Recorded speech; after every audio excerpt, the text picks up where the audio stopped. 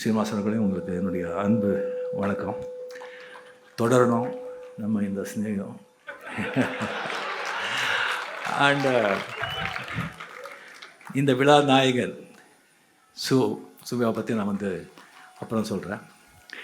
So மிக அருமையாக பேசி அமர்ந்திருக்கும் கோபிநாத். அவர் எப்போவுமே அவர் பார்த்தாலே எனக்கு ரொம்ப ஆச்சரியமாக இருக்கும்.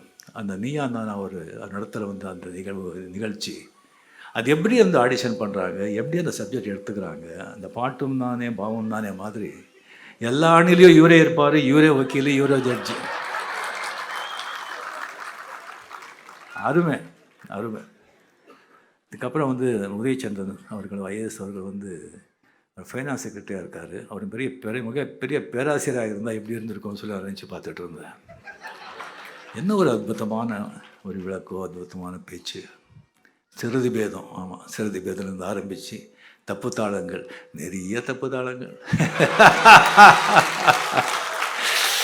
சரி, எல்லாம் ரொம்ப அருமையான பேச்சு. அந்த ரொம்ப அது ஒரு நமக்கு அந்த அந்த இரும்பு இங்கே தான் டிஸ்டிங் பண்ணதுங்கிறது ரொம்ப அருமையான ஒரு இன்ஃபர்மேஷனாக இருந்தது. இது வரைக்கும் அவங்களுக்கு தெரியாது.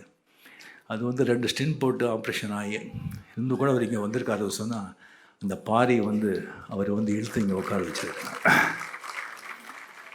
அப்புறம் சங்கர் சார். ஸோ நம்ம 70s 80s 90s இதில் பார்த்திங்கன்னு சொன்னால் ஸ்ரீதர் சார், பாலச்சந்தர் சார் இதில் விட்டால் ஒரு முக்கியமான ஒரு சினிமா அப்படியே அவரை மாற்றி இது பண்ணதுன்னு சொன்னால் ஒன்று பாரதி ராஜா, இன்னொன்று மணிரத்னம், இன்னொன்று நம்ம சங்கர்.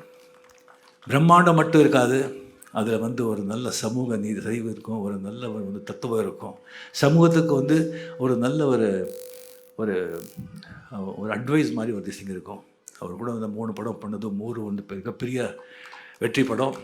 இப்போ அவர் சொல்லியிருக்க முதல்ல எனக்கு தெரியும், அது வேள்பாரி அவர் தான் டைரெக்ஷனை போகிறாரு, அந்த ரைட்ஸை வாங்கி வச்சுருக்காருன்னு சொல்லிவிட்டு அது எப்போ வரும் அப்படின்னு சொல்லி எல்லாரும் மாதிரி நான் ரொம்ப ஆர்வமாக காத்துக்கிட்டு இருக்கேன்.